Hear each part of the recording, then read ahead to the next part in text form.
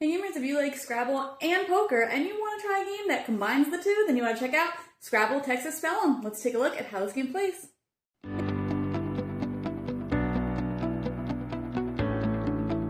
In this game, players are trying to create the best words to score them the most points, and they'll also get points if they are able to bid effectively when they think that they have the best word for a round. At the beginning of each round, you will roll your personal dice and put them into your little tray so that nobody else can see them. Then whoever the lead player is, and you'll play a number of rounds so that each player has an equal number of lead turns, will roll this die here, which will determine if something will be double letters or double words or triple letters or triple words, and they'll pick a spot to put that in.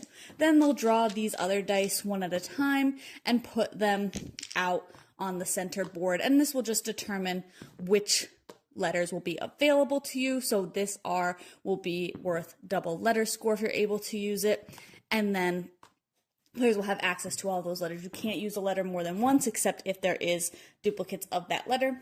And then players will look at their own personal and the ones that are out there and try to come up with the best word that they can. Once one player has written down a word, they will start a 30-second timer to give everybody else only a little limited amount of time to lock their words in, and then players will, once they're locked in, determine by looking at their score and adding everything up if they think that they have the best score for that round. So if you do, you will be able to bid chips to say, I think I have the best score, and then you'll go around the table and you can either continue to bid or match the previous best bid, or you can fold if you decide that you don't want to, but anything that you have already bid will remain in the center. Once everybody has finished bidding, then you will compare all of your words and what they were all worth, and whoever has the best word, if they bid the highest, will get those bonus points. And then you'll just write down your word score plus any bonus points that you got, and you'll play a number of rounds depending on the number of players, and at the end of all of those rounds, whoever has the highest score will win. And overall, I thought this game was okay. A lot of it, of course, comes down to the luck of your own dice. If you don't get a good combination with what got rolled in the center, you're not going to be able to make a very good word, potentially, especially with that little bit of time constraint that gets added in on you. If you crack under pressure, you might not be able to write a decent word fast enough. So you're probably not going to bid if that happens to you, which means that you're not getting any bonus points. I did think that the bidding was a little bit confusing.